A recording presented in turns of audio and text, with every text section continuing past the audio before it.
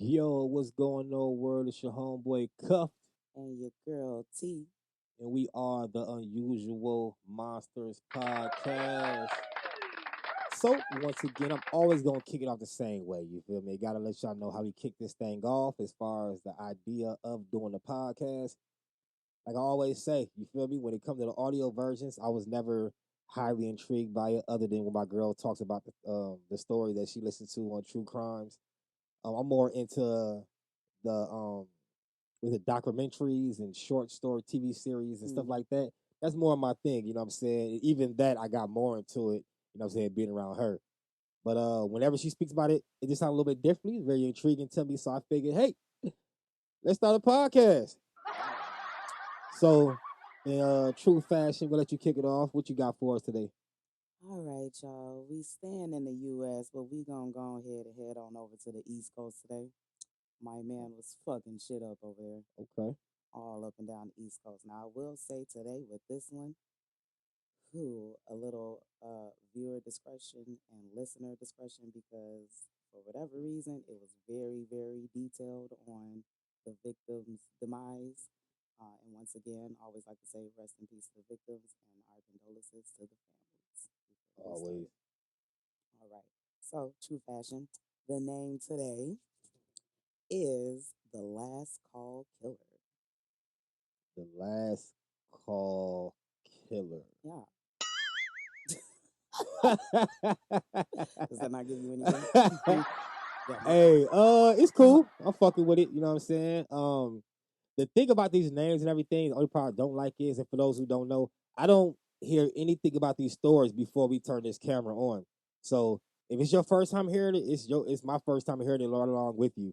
You know what I'm saying? So the thing with the names is first and foremost, like it gotta be hard to come up with original names and stuff. You feel me?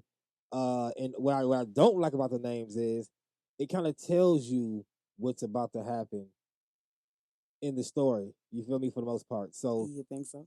yeah, What but you think this one about? what's his name again? The Last Call Killer. The Last What you Call think it's Killer. about? Yeah, I'm rocking with him. The name, I like the name. What you think it's Uh, about? the Last Call Killer. I'm gonna assume he did a bunch of like wild things, whatever. But the case that stood out the most was probably the last one he did, and I'm assuming he was probably calling in before he's committing these crimes. You know what I'm saying? Like to him, it might have been kind of a game like Saw type thing. You feel me? Like he might have been calling in before he was doing it, and then committing the crimes, and then they called the last call because whatever the last one he did, that call must have been like the most wild from all the rest of them. And I'm assuming because I haven't, you know what I'm saying, I'm just going off his name and what it give me. But yeah, And we'll I'm see what happens. laughing because you are so far off. But Oh, let's for get real? into it. Oh yeah, and hey, and real quick, y'all already know at the 2 minute, we actually about a little over 3 minutes in, but at the 2 minute mark, you know what we gotta do? We gotta spark up that blunt, man. Mary Jane. All right, y'all. So let's get You into know it. what? I might need actually to I'm about to implement that into the episodes. Definitely for now on, when I mention how we sparking that blunt at 2 minute, 3 minute mark, With I'm that. definitely gonna have that. Mary Jane. You know it. Okay. All right, y'all. That was an accident. You trying to All fuck up right, this go editing ahead. process. All right. Backstory. So y'all know I like to give y'all a little background about our killers. So let's get into my man's because it's quite detailed. All right, today we are talking about Richard Westall Rogers Jr. Born June 16th, 1950 in Plymouth, Massachusetts, was the eldest of five children raised by his father, a lobsterman, and his mother, a telephone worker. In the late 1950s, Rogers' family would move to Florida. His father had accepted a job with higher pay working at a sheet metal factory. As a teen, Rogers was skinny and timid. This with his shy personality and high-pitched voice made him a target of bullying at Clemenceau High School. Much to his father's disliking, Rogers showed no interest in sports. Instead, he preferred going to Girl Scout meetings with his mother. So daddy ain't with that shit. Yeah, and this was back in what time? Baby, we in the 50s. Oh yeah, Daddy ain't he with probably that thought shit. he probably thought his son was You homosexual. know what I'm And saying? back And then, you know, what I they was looking for the all American type. You know what I'm yeah, a saying? man's man. Okay. He was a straight A student and a member of the French club of his high school. In the late 60s, Rogers allegedly grabbed a knife from his home and stabbed his neighbor, an older woman. The motive of the attack is unknown, but it is believed the neighbor had rejected an advance he made, even though Rogers was a gay man. Because of the attack, Rogers was briefly institutionalized, but was soon released and graduated from Palmetto High School in 1968. So with these cases, we just starting off strong a little Yeah, early. he. How old was he when he did that? This was in high school right before he graduated, so Mm. he's still in his teens. Rogers would attend Florida Southern College in Lakeland, Florida.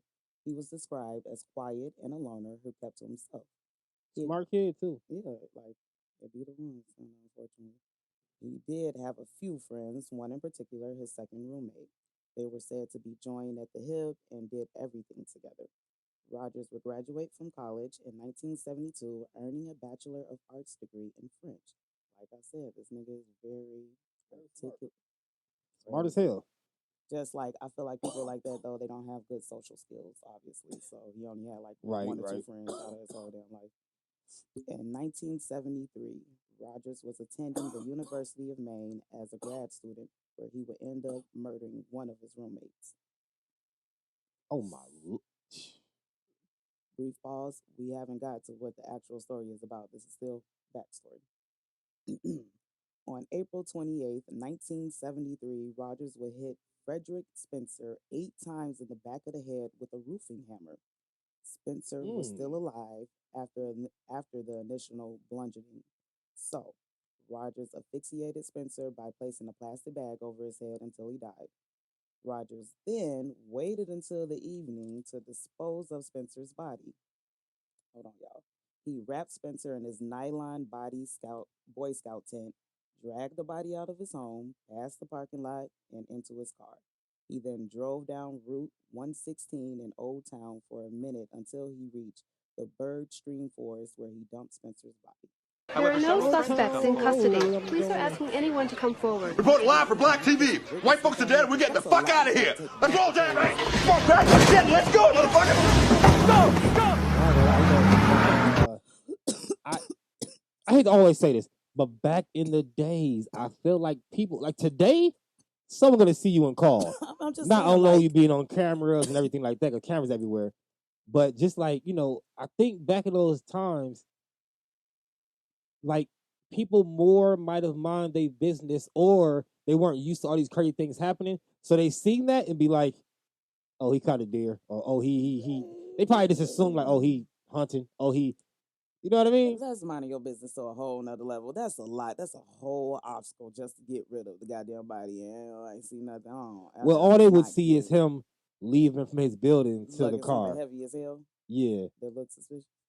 I don't know what he had it in. It don't You know what I say, mean? but But like, I think it was a plastic bag, a heavy ass plastic bag. Like imagine a whole full blown person in there. That ain't looking like no garbage now.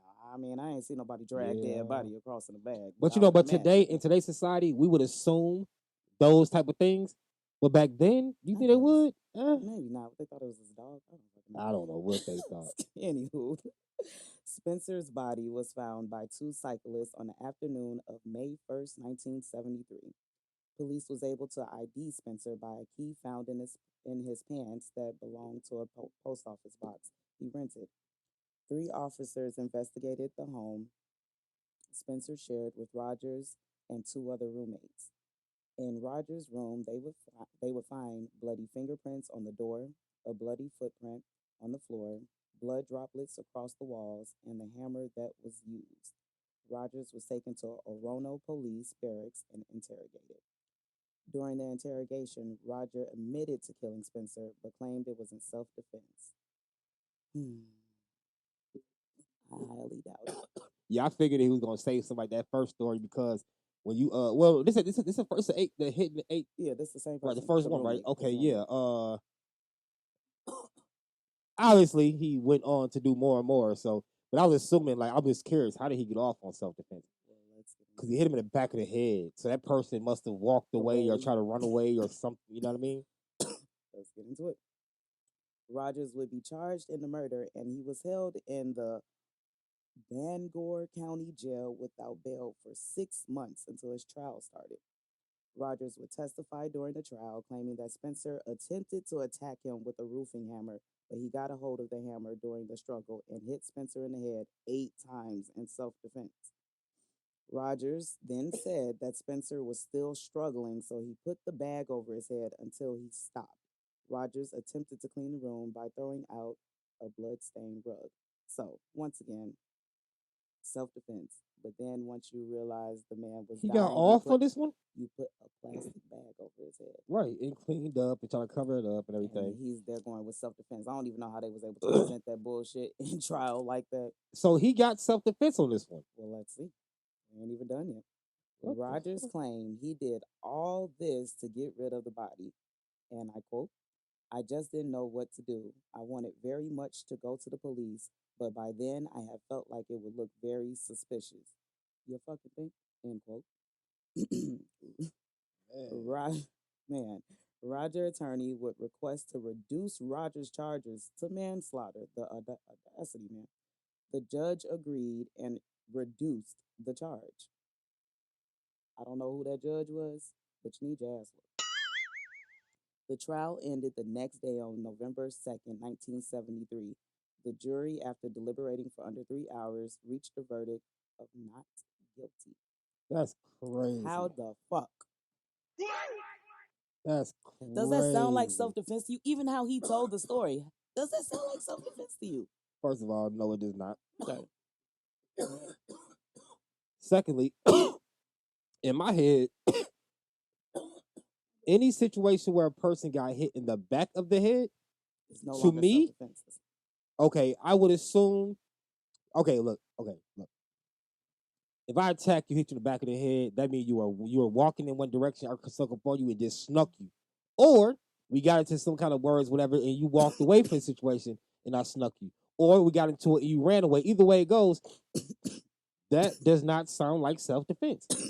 Even the story he told, like you said, according to him, you took the weapon, so he no longer had it. So dude probably turned. That means when you took it, hit him back in the head. So that means he turned around, and then he was no longer a threat when he turned around. Okay. And then once then let's just say he was a threat because you thought he was running to get a gun or a knife over there or something. Let's just say okay, you put the bag over his head when he was like basically dead, pretty much. He hit him 8 times in the back of the head. Yeah, he wasn't. They say he was still squirming, so I put the bag over his head. Dying. Well, if that's the case, he's squirming. He's no longer a threat. And you put the bag over his head. You put the bag over his head. So I don't know how he got self-defense. That's straight murder. I don't know who the hell the jury was, the judge, but all y'all need your ass, boy. Man. After his acquittal, Rogers moved to New York in 1973, where he attended Pace University School of Nursing. This nigga still able to get a fucking education. A good one at that. Like, blows my mind. After graduating in 1978 and earning a master's degree in science, he was hired as a nurse by the Mount Sinai Medical Center. He eventually became a surgical nurse and worked in the pediatric ward until his arrest in 2001. All right. Wait, okay, so rewind. That happened. That case ended in what year? 1973. And he kept doing that up until 2001 because he didn't get caught for nothing else. Yeah, so he didn't get caught all that time. He didn't get caught, so he was just out here fucking motherfuckers up for a very long time. 1973 to 2001. Man. So what did he? Go ahead, continue. He's still in backstory. I'm very intrigued because this is weird. Between all that time, man, he probably on. I'm gonna tell you because we still in the backstory, y'all. Oh my. July 11th, 1988, Rogers allegedly invited a man he met from a bar in Manhattan to his Staten Island apartment. Once at his apartment, Rogers asked the man if he wanted something to drink. The man said diet soda, but Rogers brought him orange juice instead. First of all, if somebody bring me something other than what the fuck I asked, I'm not drinking that shit. Well, I mean, Unless they Sorry, I telling me, didn't have unless such and he's such. telling me, but Yeah, it don't yeah, seem yeah. like he told him. It seemed like he just brought him some shit. Whether he did or did, this is bringing me down Jeffrey Dahmer memories right now. I feel like this man is way worse. I ain't gonna lie, he's way worse than Dahmer to me. Like this should be as popular as Dahmer in my opinion. Man, I mean that. I've been telling you that for a couple of days. yeah. How it was. Yeah. Go ahead. Okay. After drinking it, after drinking it, the man said he felt unconscious. Hours later, the man woke up. His hand and ankles had been bound to Roger's bed with an hospital ID bracelet. As he lay naked on his back, Rogers injected a needle into the man, causing him to lose consciousness again. A few hours later, Rogers dressed the still unconscious man and carried him out of the apartment building. Once again, a no Rosie the nosy neighbor around. When the man woke And up this is an again, apartment building, so like and walking this through is the an a halls, the elevator, like, come this is the on, late man. '80s now. It is This is '88. You know, and he's in New York. Anywho, people everywhere. thank you. When the man woke up again, he called his friend who drove him to the local police precinct. After reporting the assault, he went to Roosevelt Hospital where doctors ran several tests on him. They noted the bruises on a vein on his hand, so where he injected the shit into him. He also took a rape kit, which came back negative.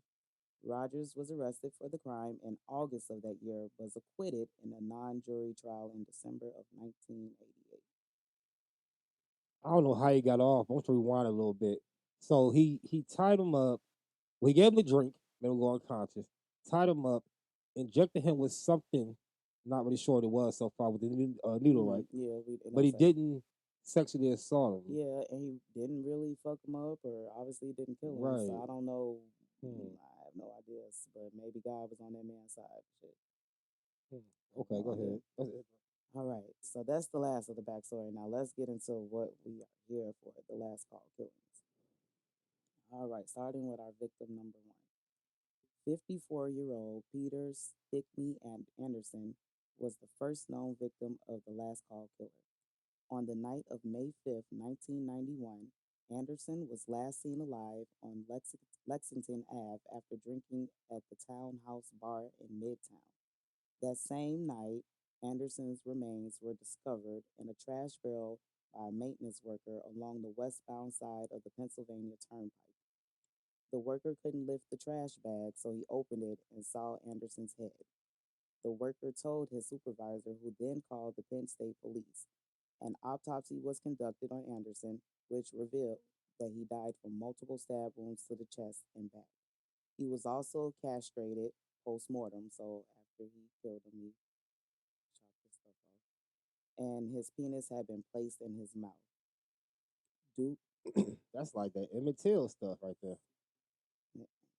due to rigor mortis, the medical examiner determined that Anderson had died less than 37 hours prior to discovery of his body. His identity was unknown at first, but he was ID'd after his belongings were found along another stretch of the turnpike. So, like I said, some of these are just very graphic. The next victim was Thomas Richard McCauley, a 57-year-old married father of four. McCauley, who lived in Massachusetts, visited New York in July 1992 for a business meeting. His credit card transactions traced his last known whereabouts to the Townhouse Bar on July 8th. On July 10th, 1992, maintenance workers found five trash bags containing the partial remains of Thomas along Route 72 in the Woodland Township, New Jersey. One bag contained intestines, a stomach, a latex glove, and a plastic cup. Thomas's stomach was cut in half and placed in two bags. The fourth bag held a portion of Thomas's skin with a bite mark on it, and the last bag had a blood-stained compass saw. Compass saw. A pair of the latex gloves, a shower curtain, and a bed sheet in it.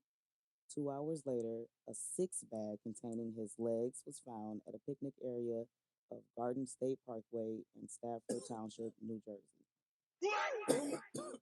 Yeah, like, Yo, yeah.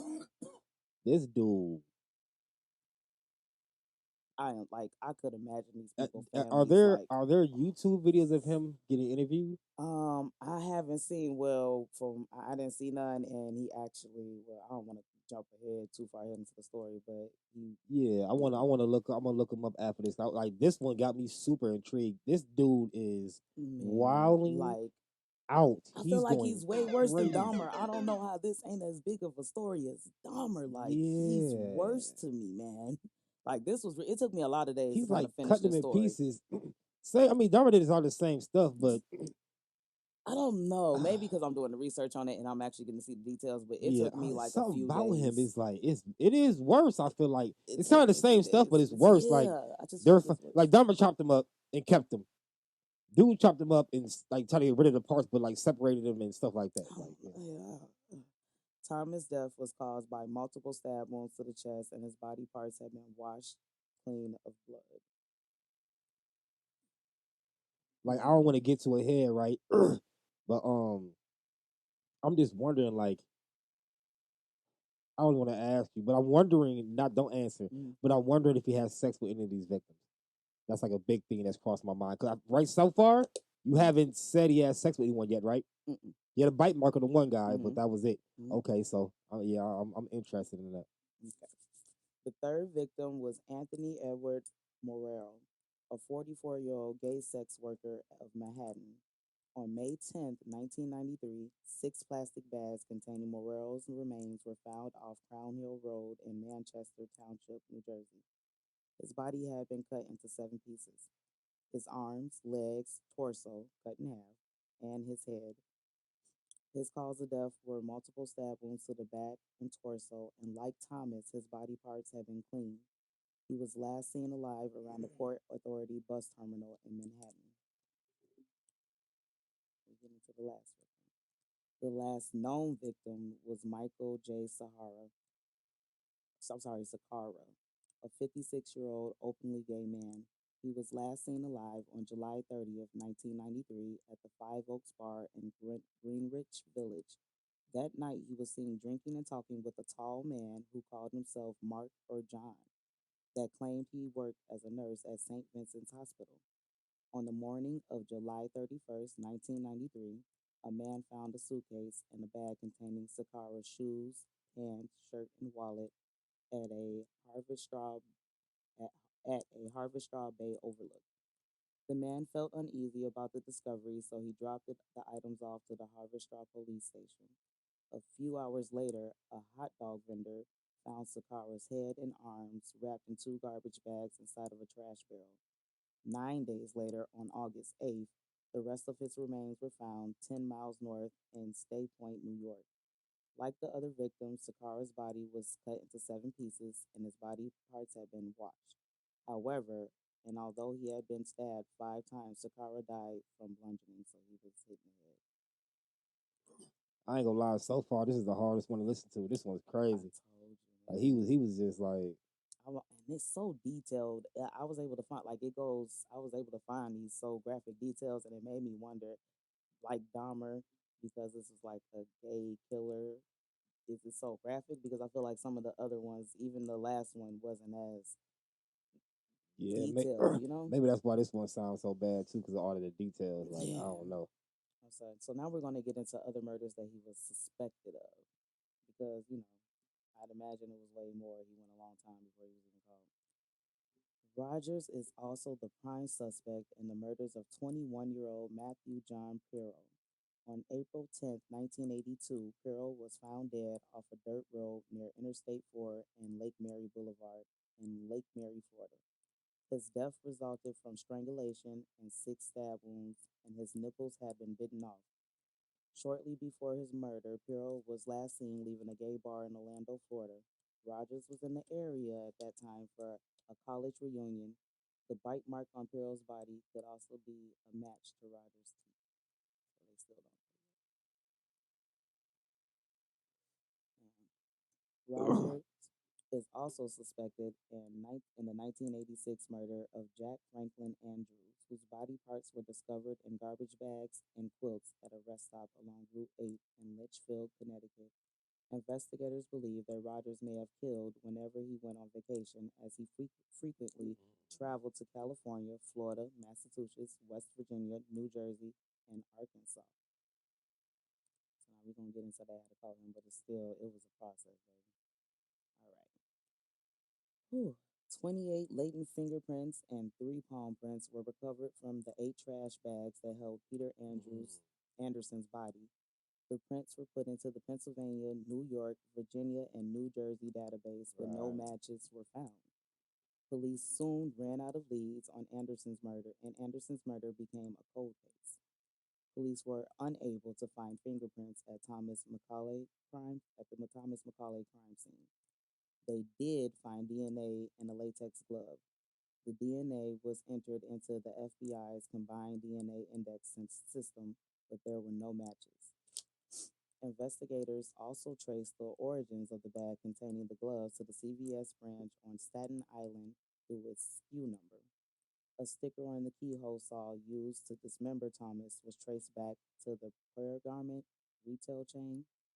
At the time, there were 32 stores in New York and New Jersey. There were 2 stores on Staten Island, one of which was across the street from the CVS. How many states was it? He was in like He was he really much up and down the whole East Coast and a little right, bit south, like right. down into Florida. This made detectives believe that the perp lived or worked in Staten Island. Police described the way Thomas's body was dismembered as dis. Oh man, am I fucking stoned? Yeah. Babe, I can read my handwriting. As his bones had been separated from his joints. Dude was a doctor, was it? Yeah, he was a surgical Right. doctor, so Surgical, he yeah, knew how to fillet me on, motherfucker. yeah. He was going crazy. Man, this led investigators to believe the perp had medical experience. They were right. Police filled out a VCAP form in search of similar crimes. After learning of Peter Anderson's killing, they considered the possibility that a serial killer could be on the loose. The bag containing Anthony Morell's head was a limited edition Acme bag that was only distributed at select locations, including Staten Island. 2 fingerprints and a palm print were also found on the bag, but the prints didn't match anything in the system they were entered into. After Michael Siccaro's killing, 8 law enforcement agencies in New York, New Jersey, and Pennsylvania set up a task force to catch the perp. So they set up a whole force just for this nigga. It was like, yo, About time. okay. A composite sketch of the suspect was claimed to work at St. Vincent's Hospital was made from witness statements and sent to local hospitals. The New York City Gay and Lesbian Anti-Violence Project also raised a reward of $1 million for info. Police also requested the names, addresses, and dates of birth of all nurse employees at St. Vincent Hospital with the first or middle name of Mark or John. From this, police found a person of interest. He was a gay man named Mark who worked at St. Vincent's as a nursing care coordinator. He had homes in Manhattan and Staten Island, and according to, Look, that was on his ass. At that point, mm-hmm, they was on his but they ass. ain't even here. That's the wrong guy. According to rumors, he visited the townhouse and Five Oaks bar on occasion. The man was brought in for questioning, but there was no evidence that tied him to the murders. August 26, 1993, an anonymous tip came in about a nurse who worked at Mount Sinai Hospital. According to the tip, the man met the nurse at a gay bar and took him home. While the man was sleeping, the nurse tried to tie him up, but the man resisted and fled. The tipper claimed that they coincidentally met the nurse again at the townhouse bar. The nurse asked the man to go to his home again, but the man refused. Smart guy. The tipper didn't know the nurse name, so detectives requested info about all the male nurses who worked in Mount Sinai, kind of fucked up, and in the Staten Island, lived in Staten Island. Photos of these men were shown to a bartender who saw Sakar with the suspect. When she saw Roger's photo, she noted that he had similar hair to the suspect, but couldn't make a positive ID, so investigators moved on. The task force would later be disbanded in November 1993. So that little task force didn't do the job. They got the ball rolling. Yeah, They a got the little ball bit. rolling. Then we jump to April 1999. New Jersey State Police became aware of a fingerprint lifting technique known as vacuum metal disposition. Gloves of over 3 dozen plastic bags from the crime scene were sent to a Toronto forensics lab to be analyzed. 6 months later, scientists were able to lift 35 fingerprints and a few palm prints from the evidence. Packets with the prints and details of the case were sent to the 50 states and Puerto Rico. Yeah, what I don't get is like they found fingerprints a couple times, including right here, and this is way before he ended up getting locked up. I don't get it. Like, how? So his fingerprints were never in the system, even though he almost got convicted of murder. Back in the day, Right. So his fingerprint would be in the system, right? Like, I don't. you would think so. All right, so the 50 states and Puerto Rico, so they can be ran through each state's individual systems. The prints were matched to Richard Rogers from Maine's fingerprint database. Rogers' prints had been on file since his 1973 arrest, but AFI, Maine's AFIS system had not gone online until 2001. Got you. Damn. On May 28, 2001, police approached Rogers at his job, telling him he was a victim of credit card fraud so that he would agree to be questioned. Once they got to the investigation room, detectives told Rogers that they were actually investigating the murders he was suspected of. Rogers admitted to knowing Sakara, but after figuring out the police had linked him to the murders, Rogers requested counsel and was subsequently arrested. His bond was set at $1 million. Yeah, making sure he won't go nowhere. But he was a Okay, doctor, so I mean, he probably have $1 million stacked there. somewhere. During a search of Rogers' home, the police discovered more circumstantial evidence linking him to the murders. Firstly, they found a bottle of Versurst, a medication commonly used as a date rape drug. Rogers' carpet fibers were also consistent with those found on Thomas's body, and plastic bags in his home were similar to the ones the victim body parts were wrapped in.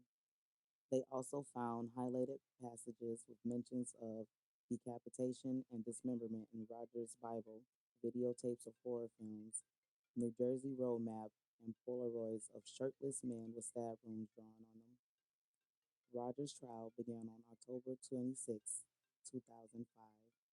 Rogers was offered a plea deal during jury selection, which stated that if he pled guilty to manslaughter in both cases, he would receive two 32-year sentences with the possibility of parole after 15 years. Sheesh. First of all, that I don't like that just because he shouldn't get no chance for parole the fuck at all.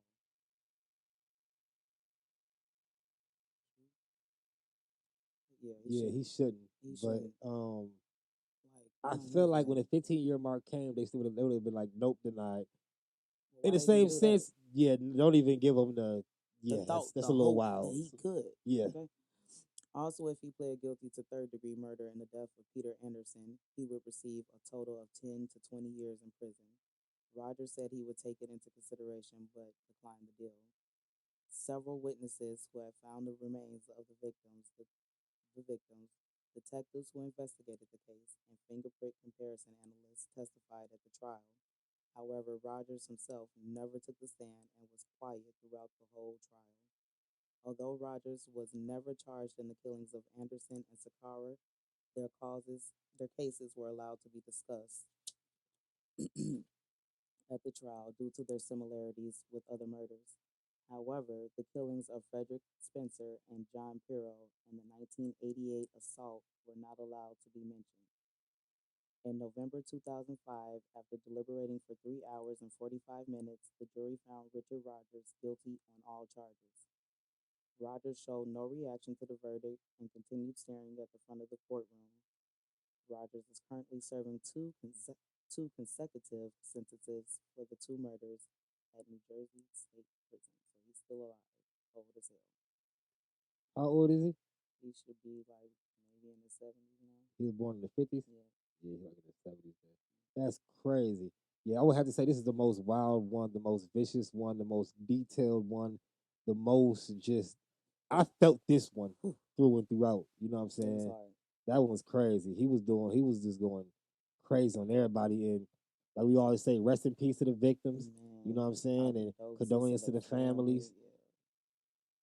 Like Wow. it was a lot. Like I hate to bring this was a deep one. I hate, if this triggered anybody, but I just felt like I came across it and I want to shout out to my homeboy, my coworker Dustin from work because he actually requested that if I could find a gay serial killer and this is what popped up and baby, it's a doozy. Like I was not prepared for all of this. And I just really feel like he's worse than Dahmer or he's just right up there like this should be known.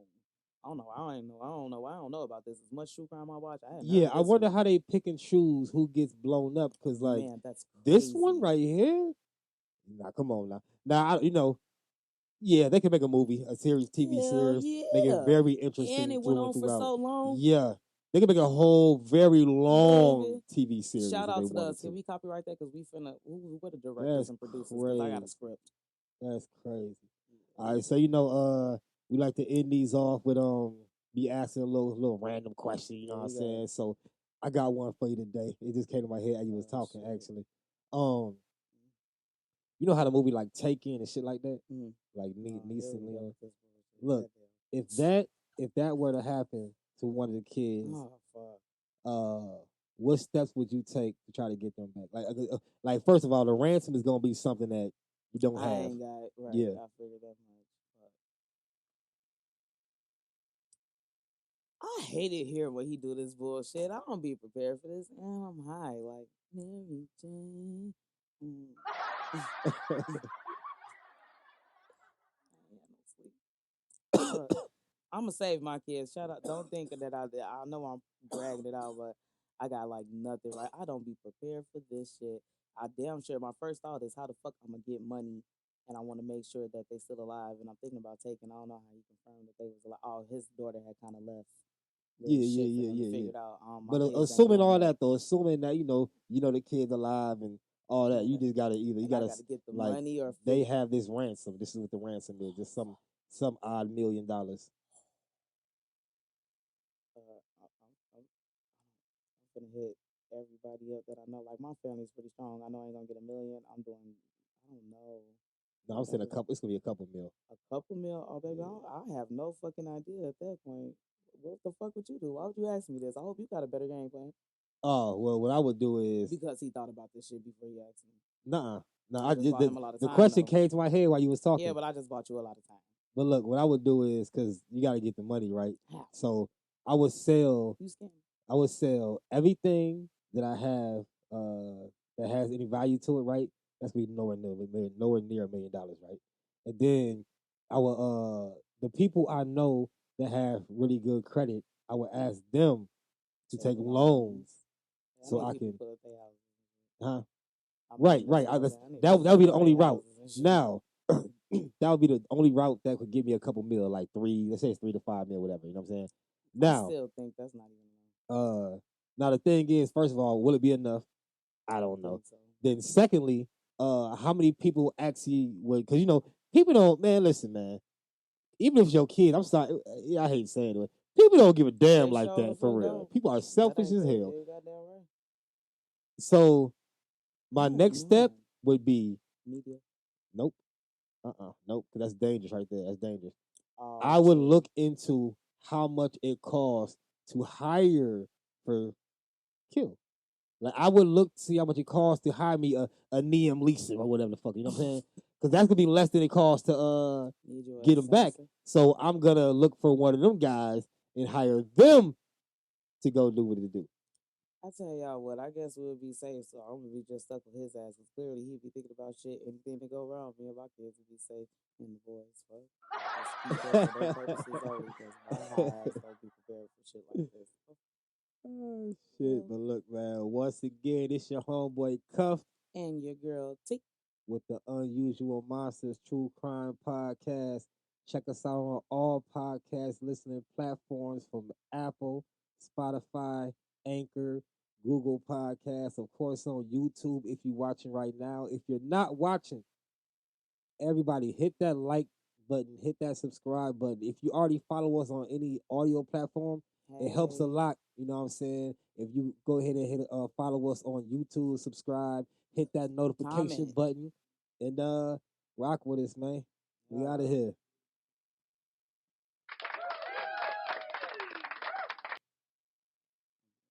I love it. You guys are so great.